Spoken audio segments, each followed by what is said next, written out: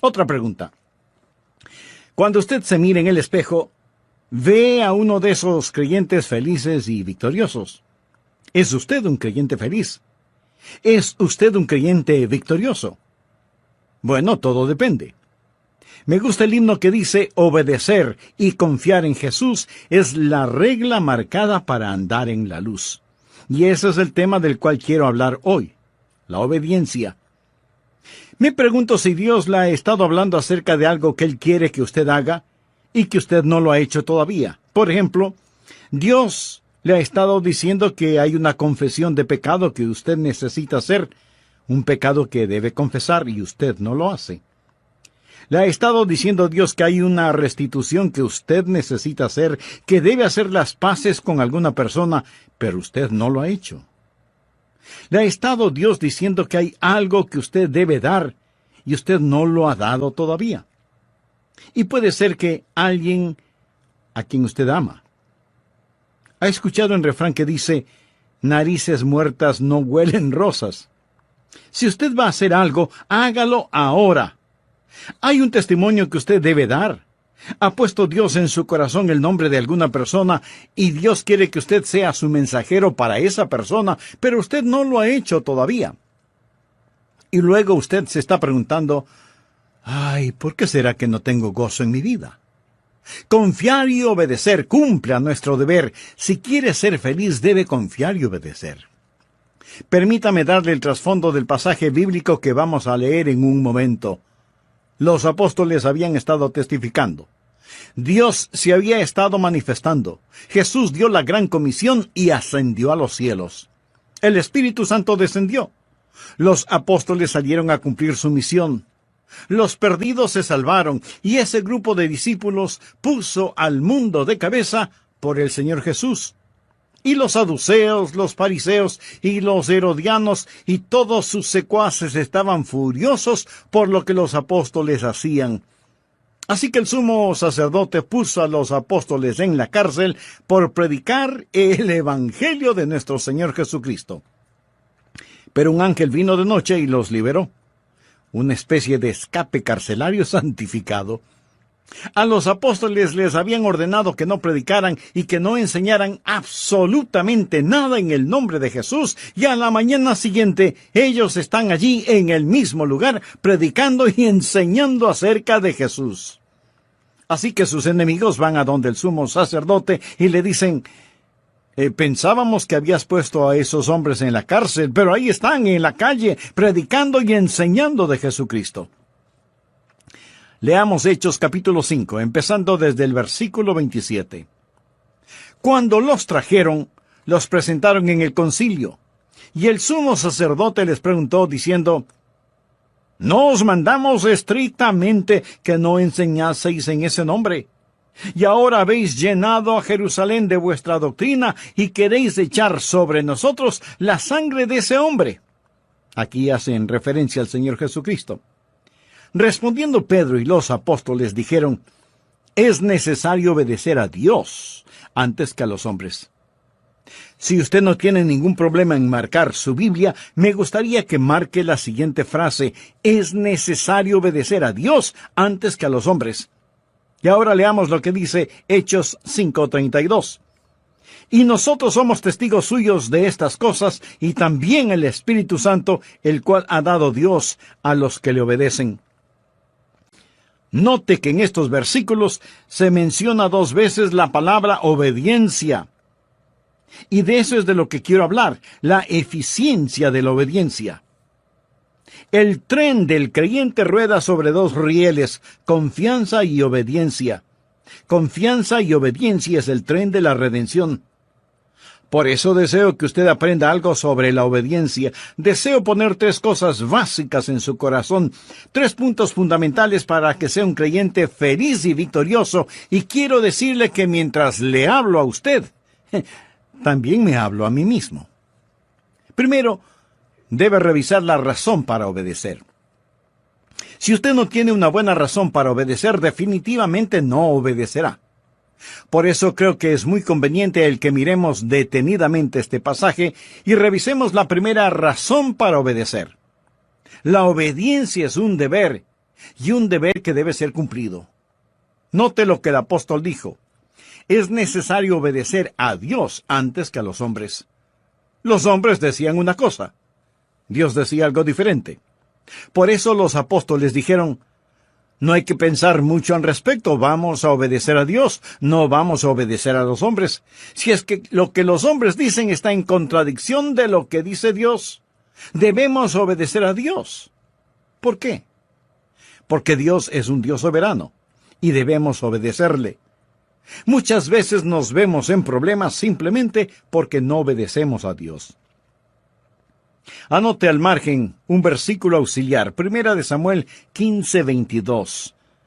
Dios le había ordenado al rey Saúl que hiciera una cosa en particular, pero el rey hizo su propia voluntad, y lo hizo a su manera, y sus propias ideas suplantaron la voluntad de Dios. Y ahora Samuel, el profeta de Dios, le llama la atención y le dice, ¿se complace Jehová tanto en los holocaustos y víctimas como en que se obedezca a las palabras de Jehová? Ahí está. No hay forma de que usted pueda venir hoy y trate de comprar a Dios, de sobornar a Dios. Y si usted está pensando, bueno, yo di una gran ofrenda para el Señor. Mi amigo, recuerde que Dios no quiere sus sacrificios, Dios quiere su obediencia.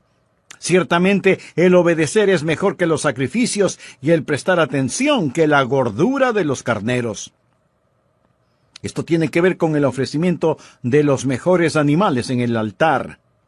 Pero escuche lo que dice el versículo 23 de 1 Samuel 15, porque como pecado de adivinación es la rebelión y como ídolos e idolatría la obstinación. Aquí Dios está diciendo a qué se parece la desobediencia. Si usted es un creyente desobediente, mire a lo que se parece la desobediencia. Primero es como hechicería. ¿Está usted desobedeciendo lo que Dios le ha dicho que haga?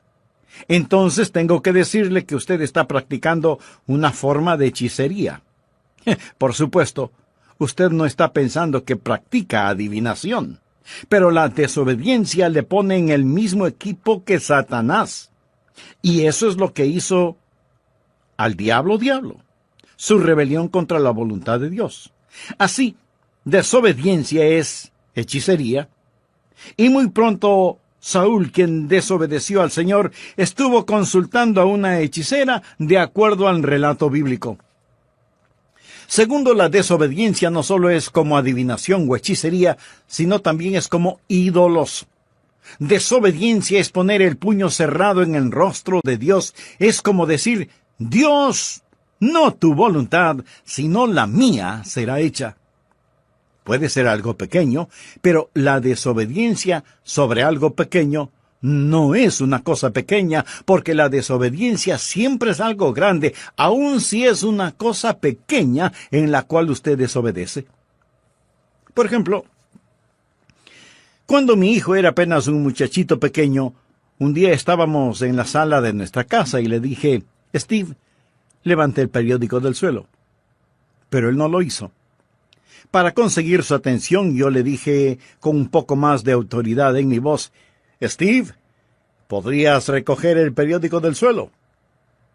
Papi quiere que levantes el periódico. Él meneó su cabeza y empezó a salir. Entonces le dije, hijo, regresa y recoge el periódico del suelo. Él me quedó mirando y dijo, no. Ese momento tuve que sacudir el polvo de sus pantalones. Entonces, su madre vino presurosa y me dijo, Adrián, ¿por qué le castigas por una cosa tan pequeña como es el no haber recogido el periódico del suelo? Y yo tuve que decirle, querida esposa, no castigué a nuestro hijo por no haber levantado el periódico, lo castigué por desafiarme. Y esa es una cosa grande, aunque lo del periódico fue pequeño. Tal vez hay alguna cosa pequeña en su corazón y en su vida que Dios está empujando para que la haga, pero usted está desobedeciendo a Dios. Quiero decir, si usted está desafiando a Dios en algo pequeño, esa cosa pequeña puede transformarse en algo grande. Dios dice que la desobediencia es como hechicería, es iniquidad. Dios dice que la desobediencia es total idolatría, idolatría. Y seguramente usted pregunta, ¿pero cómo puede ser idolatría? Permítame hacerle una pregunta. ¿Qué es un ídolo? Un ídolo es cualquier cosa que usted ama más, sirve más, teme más y honra más que a Dios. Si Dios quiere que usted haga algo y usted no lo hace, es porque usted ha puesto algo más delante de Dios, y eso es idolatría. Desobediencia es hechicería, iniquidad, idolatría. Si entendemos que es necesario obedecer a Dios antes que a los hombres, veremos que existe un deber que debe ser cumplido. Segundo, obediencia es una deuda que debe ser pagada. ¿Qué es lo que quiero decir con esto? Sencillamente, mi amigo, que Jesús ha hecho tanto por nosotros. En este pasaje de las Escrituras, note lo que él dice al dar una razón para obedecer. Es necesario obedecer a Dios antes que a los hombres. El Dios de nuestros padres levantó a Jesús, a quien vosotros matasteis, colgándole en un madero. A este Dios ha exaltado con su diestra por príncipe y salvador para dar a Israel arrepentimiento y perdón de pecados. Pienso en lo que Jesucristo ha hecho por mí. Piensa en lo que Jesucristo ha hecho por usted. Sufrió, derramó su sangre y murió sobre una cruz. Amigo, mire hacia el Calvario, el sangriento Calvario, y dígame si usted tiene derecho a desobedecer. Es un deber que debe ser cumplido, es una deuda que debe ser pagada. Tercero, obediencia es una delicia que debe ser preferida. No piense que la voluntad de Dios es algo que usted tiene que hacerla. Dios nunca se la va a imponer por la fuerza. Es algo que usted debe querer hacerlo. Y cuando usted aprende a obedecer, entonces va a aprender lo que significa el gozo de la vida cristiana. No existe tal cosa como un creyente desobediente feliz. Esa es una contradicción de términos. Leamos Hechos 5:41. Y ellos salieron de la presencia del concilio, gozosos de haber sido tenidos por dignos de padecer afrenta por causa del nombre. Obediencia y regocijo van de la mano. Es una mentira del infierno el decir que el hacer la voluntad de Dios es doloroso y miserable. La Biblia dice que sus mandamientos no son gravosos. Ahora la razón por la cual algunos de nosotros no obedecemos al Señor, ni entendemos que hay gozo en obedecerle, es porque no confiamos en el Señor y tenemos dificultades recibiendo órdenes de un extraño al que no conocemos. Cuando conocemos al Señor Jesucristo, aprendemos que sus mandamientos no son gravosos. En esto se demuestra su amor, no en que nosotros amemos a Dios, sino en que Él nos ame a nosotros. Cuarto, obediencia es una decisión que debe ser practicada. Escúcheme. Usted debe decidir el obedecer, pero recuerde que Dios puede permitir que usted desobedezca. ¿Ha oído alguna persona decir, oh, bueno, se hará la voluntad de Dios, todo lo que sucede es la voluntad de Dios, así que solo alabe a Dios, si Dios quiere que algo suceda, pues sucederá, si Dios no quiere que eso pase, pues no pasará? Mi querido amigo, hay una palabra muy sencilla que describe esa manera de pensar: tonterías. Permítame decirle algo y escúcheme bien, por favor. No siempre se hace la voluntad de Dios. Reconozco que hay personas que dicen que siempre se hace la voluntad de Dios en todas las cosas. No es cierto. No siempre se hace la voluntad de Dios. Si siempre se hiciera la voluntad de Dios, ¿por qué Jesús nos enseñó a orar diciendo, venga tu reino, hágase tu voluntad? Suceden muchas cosas que no son la voluntad de Dios, y Dios le permitirá a usted que desobedezca, y esto no disminuye en nada la soberanía de Dios. Dios le da al hombre el poder de rebelarse contra él sin que sufra menoscabo su soberanía. Dios le ha dado al hombre la capacidad de decisión, y usted puede decidir obedecer o desobedecer a Dios. Algunas personas tropiezan sobre este asunto. Se preguntan por qué el mundo tiene los problemas que tiene. Dicen, bueno, si Dios es tan poderoso, ¿por qué no elimina el pecado y el sufrimiento? Y si Él no puede eliminar estos males, entonces a lo mejor no es tan poderoso. Otras personas cambian un poquito este concepto al decir, si Él no puede eliminar estos males, entonces a lo mejor Él no es tan amoroso. Amigo, Dios es todopoderoso y Dios es amor. Pero Dios le ha dado al ser humano el poder de decisión. Dios nos ha dado a cada uno de nosotros esa capacidad. Usted puede decidir obedecer o desobedecer a Dios. Algunas personas dicen, Dios puede hacer cualquier cosa. Eso no es verdad, no es verdad. Antes de explicar esto, quiero compartir con usted una pregunta que me hizo mi nieto. ¿Qué es más poderoso y mejor que Dios? ¿Qué es más diabólico que Satanás? ¿Qué es lo que la gente rica piensa que necesita? ¿Qué es lo que los pobres tienen en cantidad? ¿Y qué es aquello que si usted come, muere? ¿Sabe la respuesta?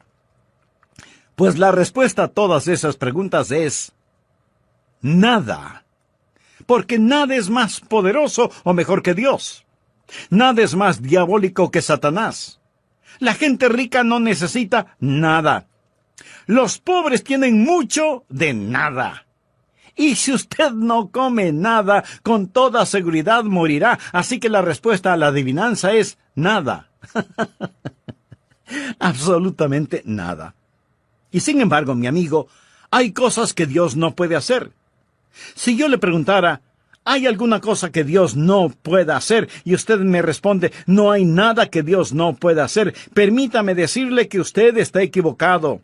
Le diré algunas cosas que Dios no puede hacer. Recuerde que estamos hablando de que la obediencia es una decisión. Le diré 6 cosas que Dios no puede hacer. Primero, porque es Dios omnipotente, Él no puede fallar.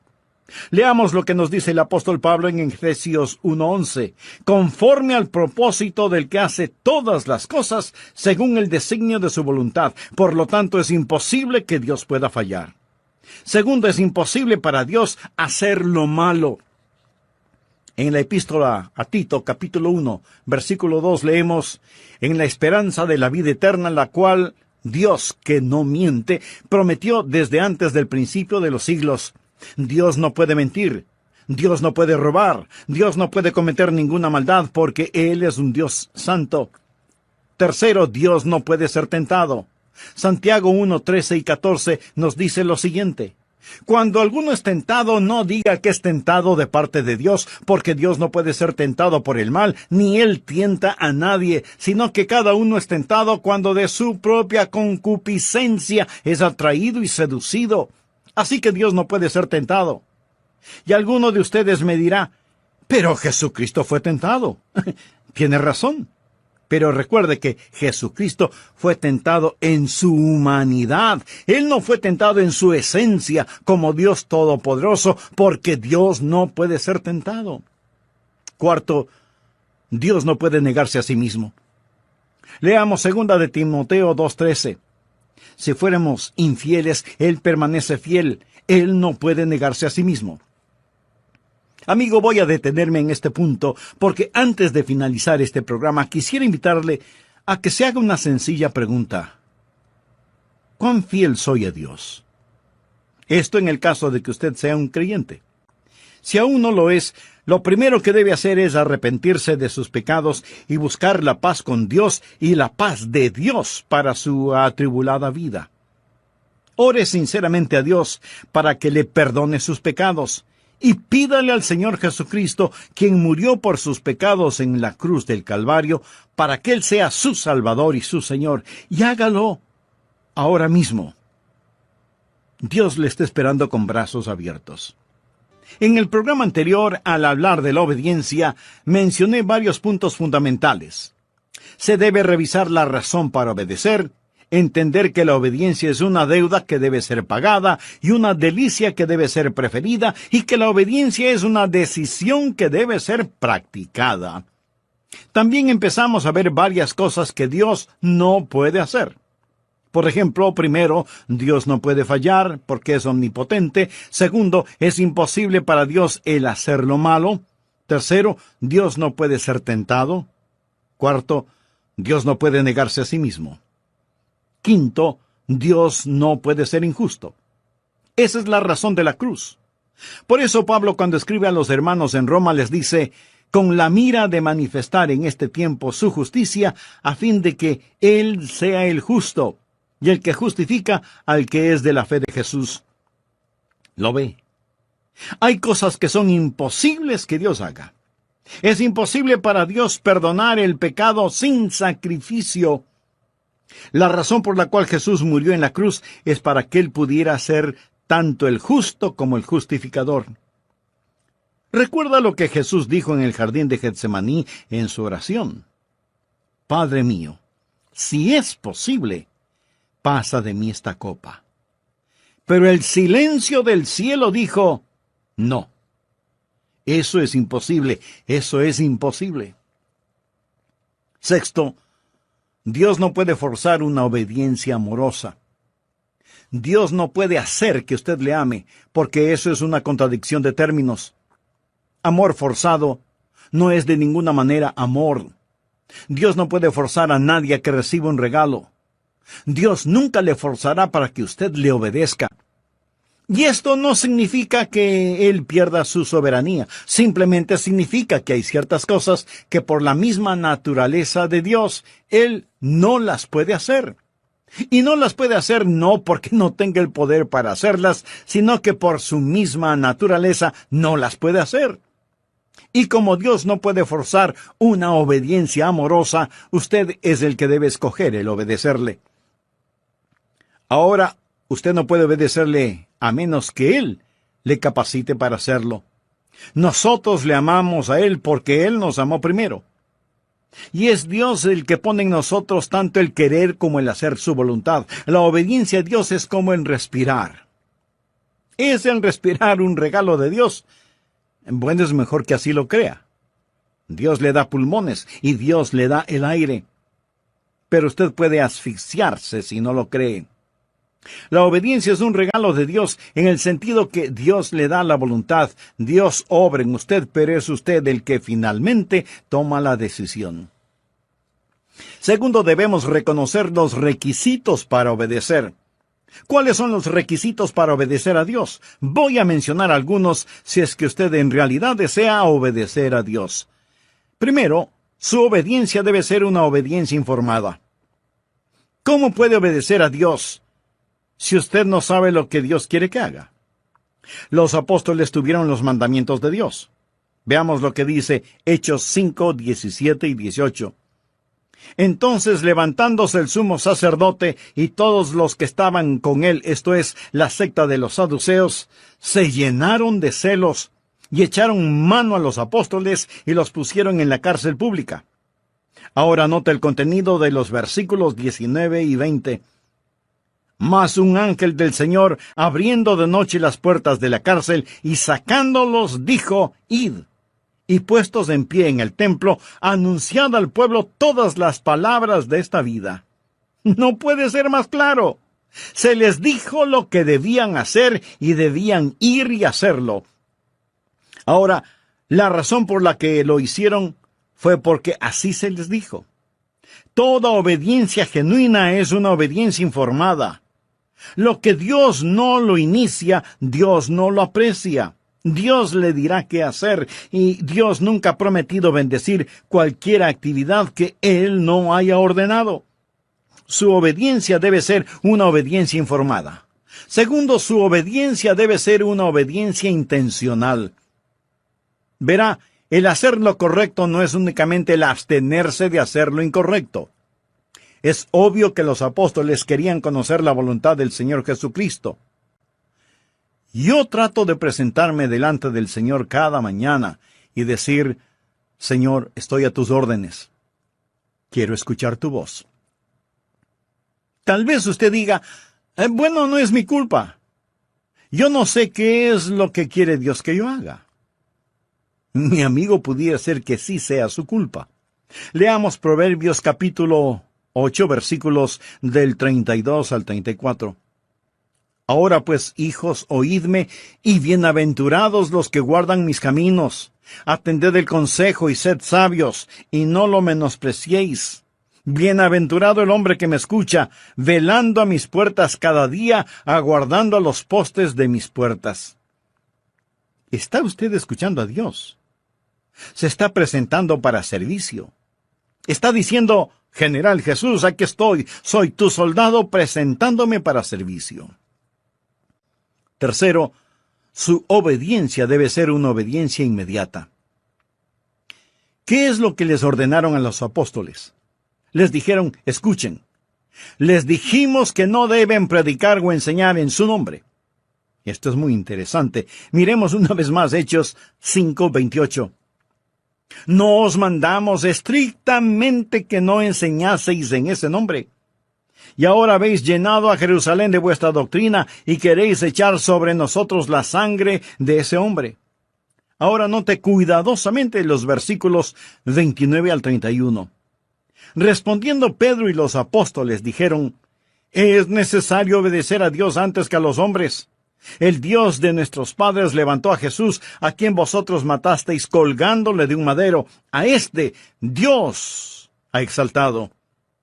Le dijeron a Pedro que no lo haga, pero él siguió enseñando y predicando inmediatamente. Eso es obediencia inmediata. El entendimiento puede esperar. La obediencia no. El Salmo 119:60 dice: me apresuré y no me retardé en guardar tus mandamientos. Nosotros no debemos preguntar por qué o cuestionar, debemos obedecer o morir. Y cuando Dios pone un punto final, no debemos transformarlo en un signo de interrogación. Obediencia inmediata. Cuarto, su obediencia debe ser una obediencia inflexible. ¿Qué quiero decir con obediencia inflexible? Sencillamente, no importa lo que cueste.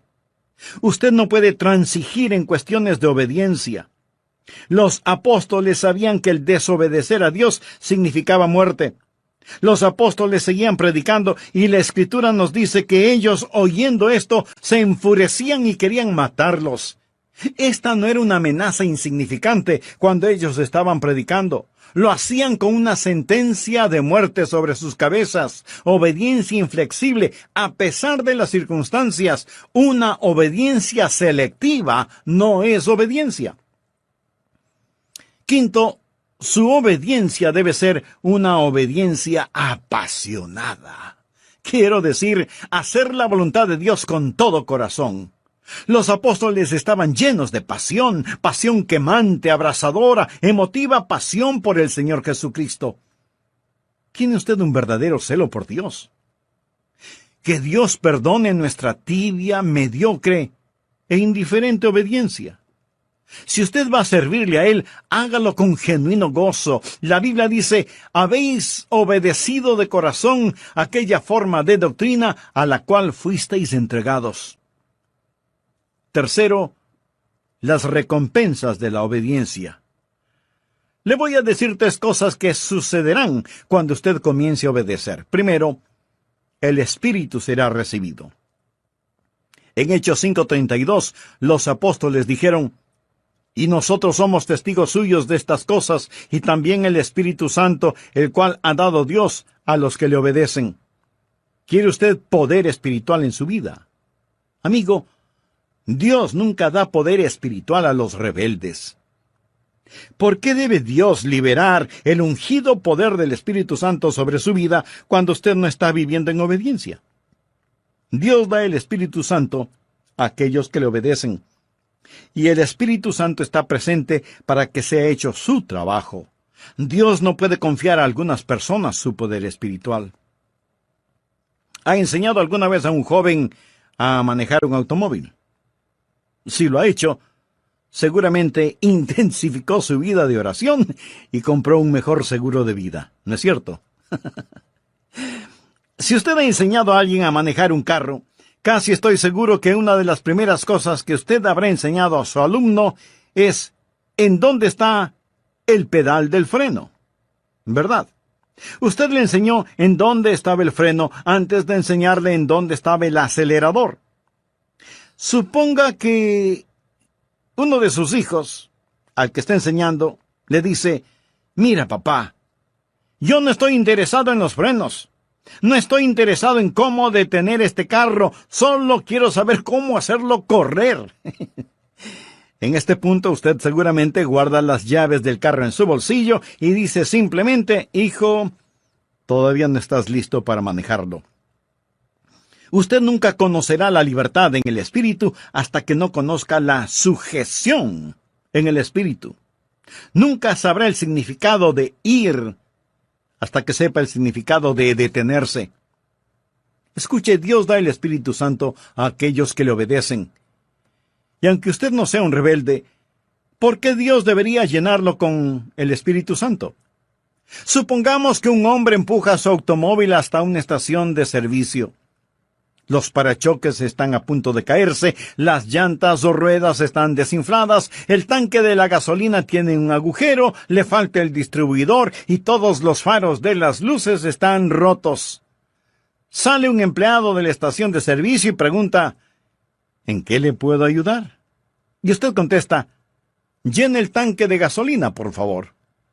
El empleado mira el desastre que es su automóvil y con incredulidad le pregunta: ¿y para qué?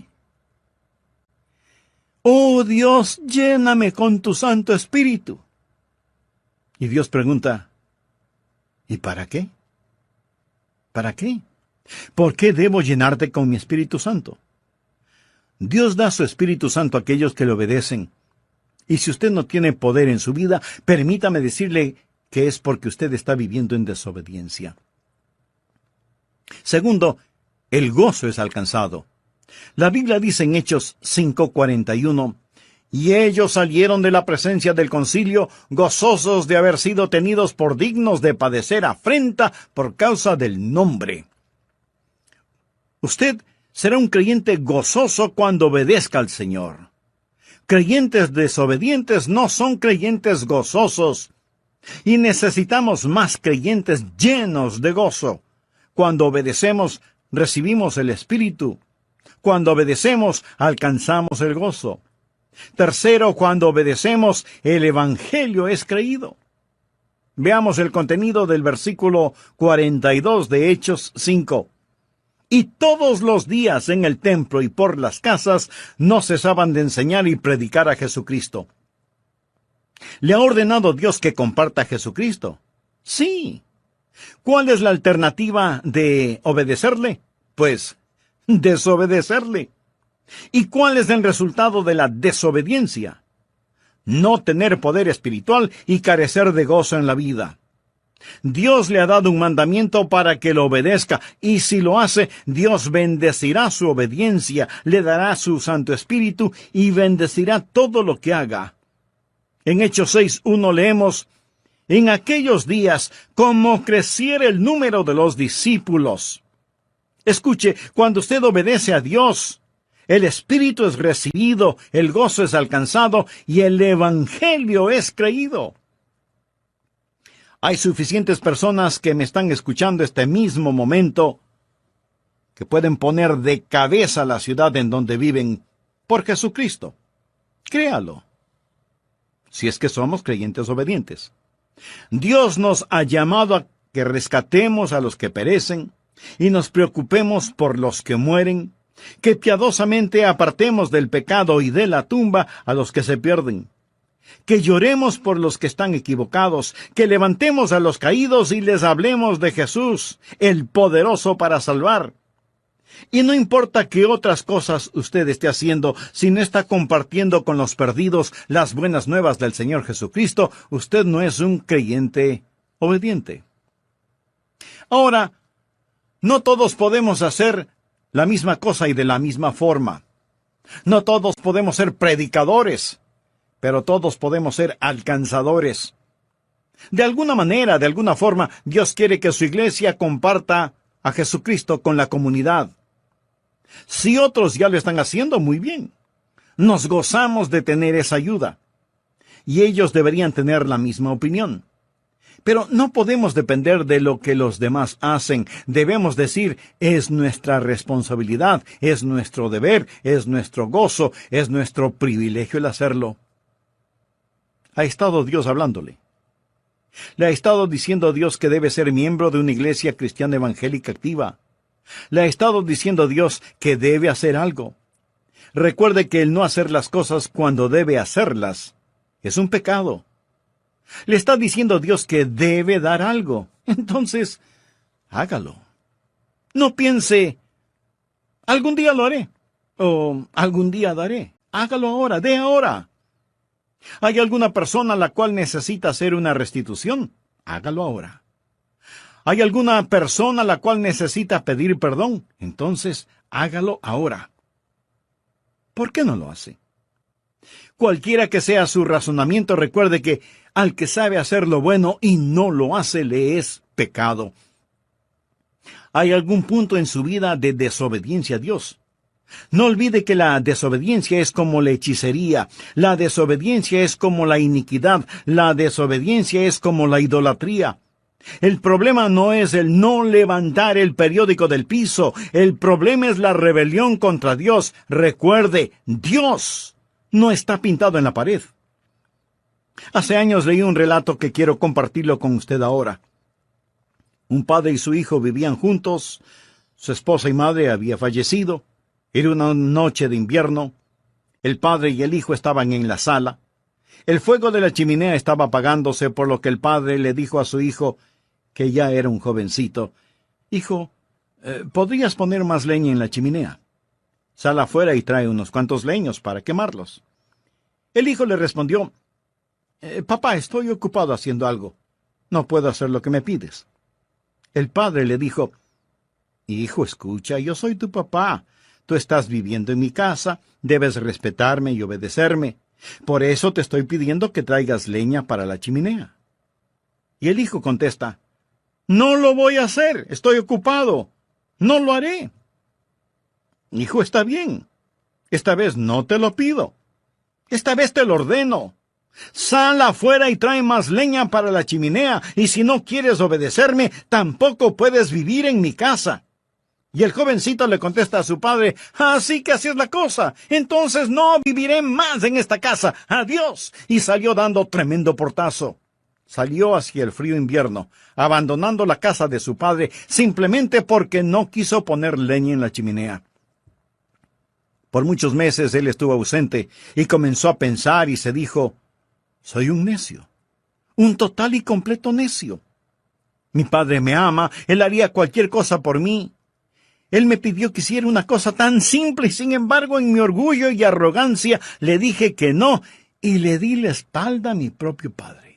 Desafié a mi padre, he sido un necio. Me pregunto si mi padre jamás podrá perdonarme». Y el joven regresó a la casa paterna. Golpeó la puerta. Cuando su padre lo vio, sus ojos se llenaron de lágrimas. Y el joven le dijo: «Papá, fui un necio. Estaba lleno de arrogancia y orgullo y autosuficiencia. Siento que te hablé en la forma en que lo hice. Papá, ¿podrías encontrar un espacio en tu corazón para perdonarme y recibirme nuevamente en tu casa?» El padre abrió sus brazos, como cualquier padre lo haría. Lo abrazó, lo besó y le dijo: hijo mío, bienvenido a tu hogar». Y luego añadió: «Antes de que entres, trae leña para la chimenea». Cuando se trata de la obediencia a Dios, no hay estatuto de limitación. Hay ciertas cosas sobre las cuales usted simplemente no puede decir: «Las voy a pasar por alto». Confiar y obedecer. No hay ninguna otra manera de ser felices en Jesús que confiar y obedecer.